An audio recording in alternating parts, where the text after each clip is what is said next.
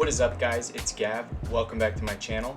If you're new here, consider hitting that subscribe button, and if you're a returning viewer, thanks for coming back. A question that I get a lot is, how do I record and how do I edit my wedding videos? So I'm gonna go over that today. So let's get to it. So in today's video, I don't actually have any behind the scenes footage of me actually filming at the wedding. But I have selected 8 clips, I believe, and I'm just going to basically show you how I put those together with the music and how I color grade those and the process that goes into that. So I'm a Final Cut Pro 10 editor. I edit on a M1 Mac Mini. It has 16 gigabytes of RAM, great editing computer. I use a 43-inch 4K TCL TV. I used to edit on my laptop, but now I've got the M1 Mac Mini, so let's get right into it. So opening a new file, I've named it editing process. It's in 1080p because the clips that I shot are in 1080. If you shoot in 4K, put it in 4K. I'm gonna put this in 24 frames per second. It's in Apple ProRes 422 in the stereo audio at 48 kilohertz. So I'm gonna press OK, and now you've got your timeline. I've already got my clips. I believe they're copied already, so I'm just gonna paste them. And I was editing between libraries because I pulled these directly off of the actual wedding video. Some of them are cropped at the top, as you can see, because I put matte bars or letterbox effect in the final product of the video, so I'm just gonna do that at the end of this. But basically what you've got here is 8 clips. Some of them are already slowed down because I liked those clips slower. I just thought they looked a lot better. So this is your timeline. Right here you've got your playhead. Right here is your viewing panel. Over here you've got your transform, crop controls, and everything like that.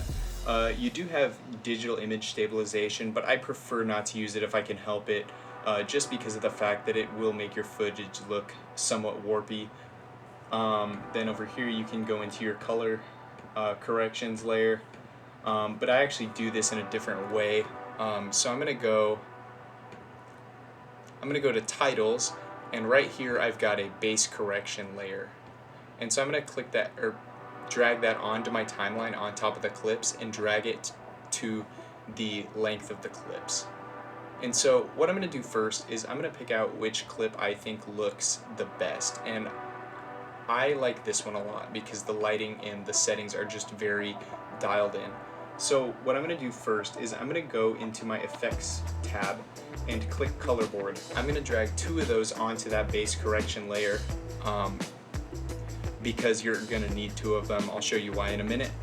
And then what I'm going to do is my playhead's right there on the clip that I want to edit. So I'm going to go into color board 1, and then I'm going to click Command 7 on my keyboard. That brings up your waveforms. If you go to view, or not view, sorry, the little icon under that, here is Luma. You want your Luma waveforms. That shows you where the light is. So over here you've got greens, and it shows it over here. Over here you've got some greens and yellows. It shows it right there. There's those little yellows. And then you've got your 2 people. They're both wearing white, so there's a lot of white, and then you can also see their skin tones. So what I'm going to do is, when you're editing color correction is the first thing. So in your color board, you have color, saturation, and exposure. You're going to want to go to your exposure first, and you're going to want to take these are your shadows, midtones, and highlights.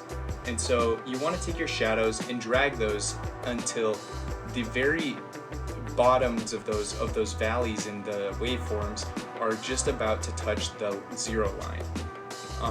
So you want to just barely touch it.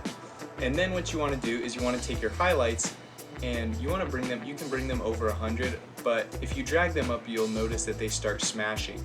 So they're smashing up there. So you want to drag them up until right before they start smashing. So right there is good. And then your midtones, if they look a little dark in the clip, you can drag them up to kind of raise those midtones, or down if they look a little too dark. or if they look a little too light, excuse me. So I'm going to drag them down just slightly because it is a very bright clip. And then also, you might have noticed that when I drag the highlights up, my shadows aren't touching the bottom now. So I'm just going to drag those down just a tiny bit to just account for that. And what that does is if you shoot in RAW or a flat color profile, that actually adds the contrast back to your clip. So now I'm going to go into color and I'm going to correct the white balance. There's not much to correct, but in my wedding videos I like to add a little bit of warmth to the video just because it's a warm, happy feeling. So typically I go to the global saturation and I like to adjust my white balance at about 30. So that'll bring your global color over into that orange range. So if you go down, it'll make your clip cooler. If you go up, it'll make your clip warmer. And I'm gonna do about 15, 20, let's see, 20. Yeah, that's a nice warm tone. And so then I'm gonna go into my color board 2. And the reason that you do this is just to separate some of the settings. It just really helps in the editing process. But I'm gonna go into saturation. And I'm going to take my global saturation slider and I'm going to probably put it at about 15. It just adds some more color, makes the colors really pop in the clip. So if you go back into this, here is your tab, so your base correction, and there's the effects on it. So if you click that, it goes back into that flat color profile. Whereas when you have the effects on from both color boards, you've got this nice, warm, colorful clip. And so now what you're going to do is I'm going to stretch the timeline out a little bit, and you're going to take your blade tool. You can either go into this little menu, or I like to use the shortcut. You can just press B on your keyboard and that brings up your blade tool. So then you're going to go and you're going to just cut this base correction apart. That way each clip will have its own base correction layer. And then what you're going to do is you're just going to click A, go back to your cursor, and you're going to go into each of these base corrections layers, go into the color boards, go to your exposure. On this one you can see that in the waveforms, these are a little bit below the 0 mark, and then so you're losing data in the shadows, and then these peaks up here aren't even close to 100 where you want them to be, or higher than that. So I'm going to do that for all these clips and then explain the next step. So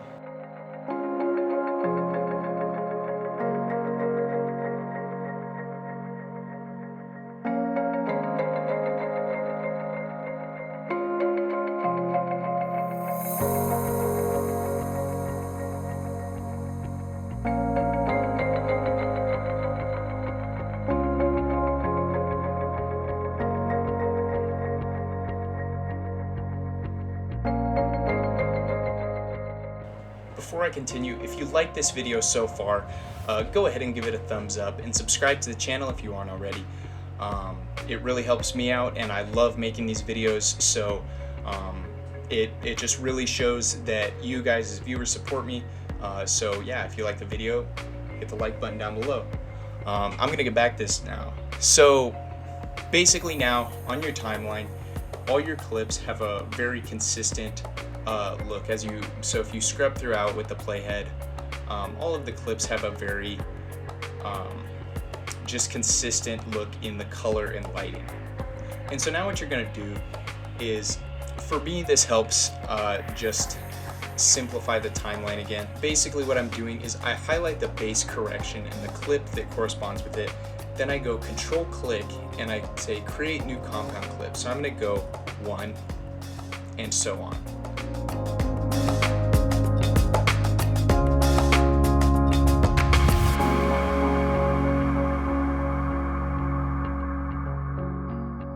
Alright, so now that all of our clips are compounded, what I'm going to do is I'm going to go back into titles, and I'm going to scroll down to where the L's are, and in the L's I have look grade, so I'm going to drag that onto my timeline now, and then I'll go back to my library. I'm going to drag that out until the end, and then I'm going to take another color board, just one this time, and drag that onto the timeline. onto the look grade adjustment layer. So what I'm going to do now is in the exposure tab, I'm going to raise the global exposure about 8. Yeah, 8 seems good. And you're going to see that that does bring that up, but it kind of gives it that faded, more cinematic look, and that's all right. It takes a little bit of the contrast out. Maybe I'll lower it just slightly, just to as to not ruin everything. And then I might just take the shadows down slightly. So I'm at 3 on the global level, maybe a tiny bit more. Yeah, 4 is good. And then I took the shadows back down to -4 just to cancel that out. So now what you're going to do is you're going to go into your color layer. And what you want to do is basically give it that more cinematic color grade to it.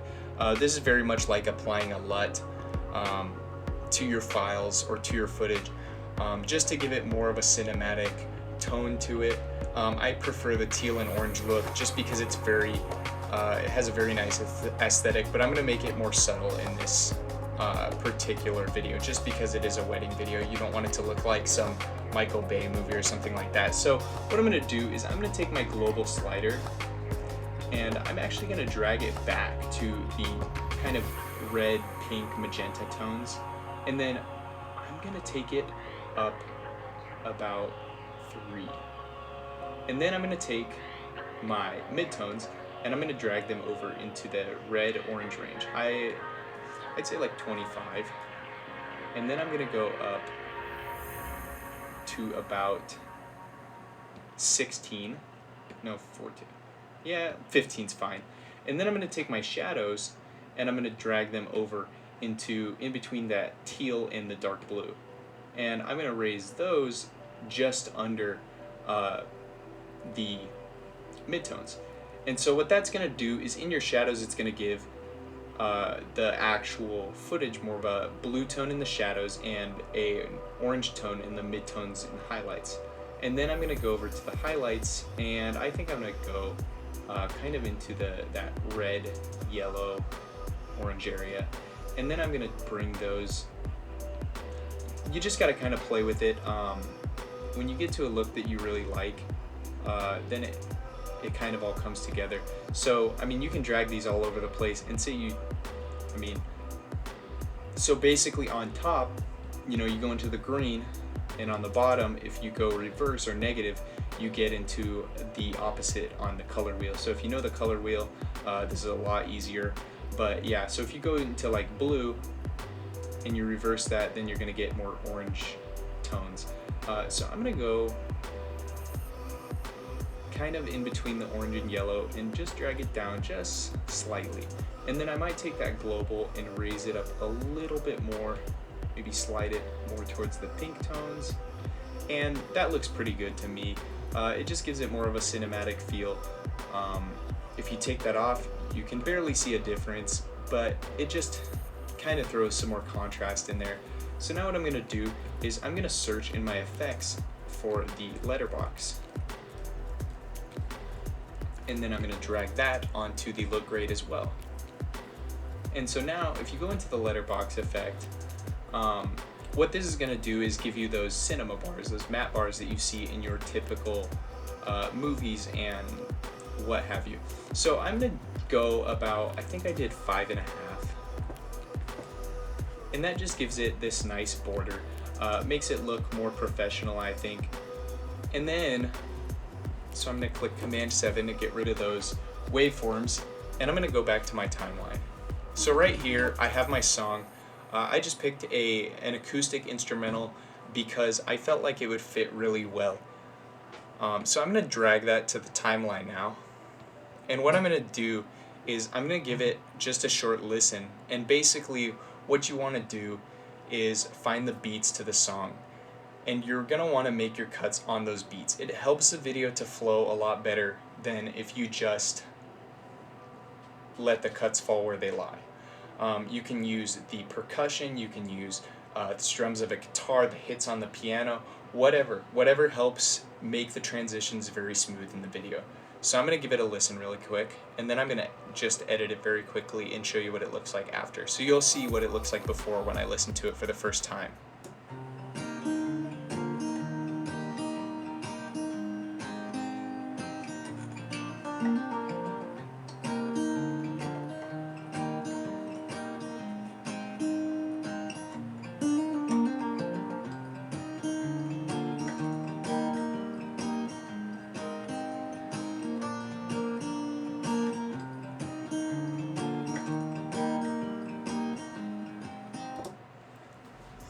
So now that you get the picture, you kind of are able to see what the video looked like before, and it doesn't look good if the cuts are all in the wrong place. So what I'm going to do now very quickly, and then play it for you after, is rearrange the clips, not rearrange them, but change the lengths so that they're all on those guitar hits or those changes in chord. I think that just really helps the video to flow. You'll just see it when it happens.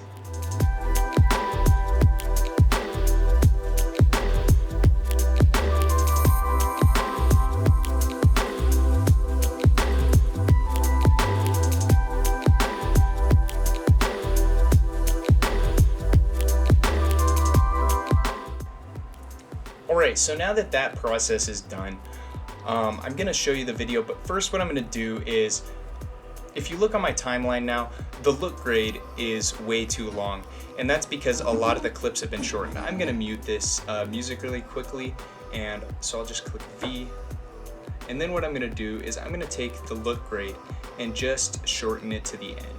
So my video is 13.05 seconds, and then what I'm going to do is I'm going to give the music just a little bit of time after the clip has ended. And so I'll go B again, and then I'll cut the music right there. Then what I'm going to do is I'm going to go A, I'm going to click that, and since this music is connected to this black filler, it'll go away when I delete it. And then I'm going to go into fade to color, and I'm going to place it at the end of that clip. And so now when that clip is ending, it is then going to fade to black, and then the music is going to go on for a little bit after. So what I'm going to do is I'm going to take this little guy right here, and I'm going to drag it about to where that clip ends, and that's basically just going to help the music to fade out too with the video. So now what you've got is an arrangement of clips. You've got your transition at the very end, you've got your look grade, your color correction, and your music. So I'm going to click V to unmute that, and then I'm going to start playing it.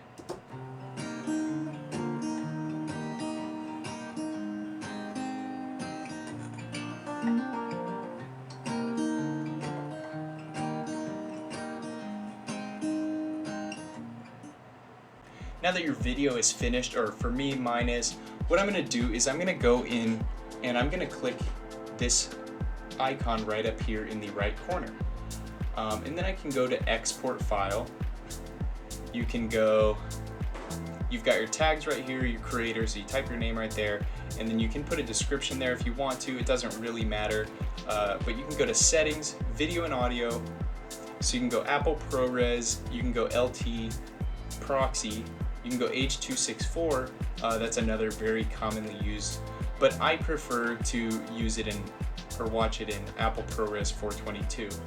And right now it's about 218 megabytes, but my full video was actually like 14.89 gigabytes because it was about 6 minutes long versus this 14-second video. I'm gonna cancel this just because I'm not gonna save it. But that's basically my full process. I put the clips in, I get them to the length that I want them, I color correct them, put a color grade over them, and that's pretty much it. If you want to know more about like how to actually edit the entire wedding from start to finish, if you're starting in the morning with getting ready until the end of the party or the dances or whatever, I would just put it in order, preferably. Make a montage of basically what went on throughout the day, do like a little bit of a highlight reel. It'd be weird if you started at a party clip and then you ended, or like if you started with like a party clip and then getting ready and then the wedding and then more party and then getting ready and then more wedding.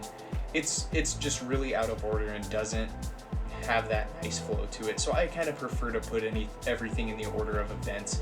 It just gives it that really nice highlight reel type feeling, and that's kind of how I order my videos. If you want to choose music, I really enjoy using Epidemic Sound. I have a subscription with them, and so that's where I choose a lot of my music, especially for my YouTube videos, but also for some of my wedding videos.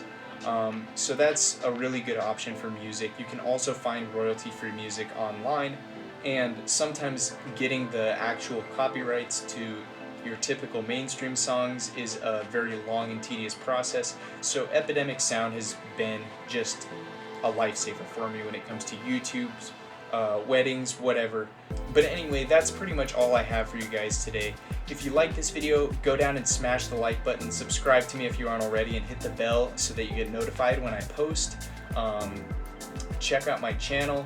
I've got lots of tutorials, reviews, short films, wedding videos. I do a little bit of sports cinematography at my university for the track team, and so that's kind of some of the stuff that I have on my channel.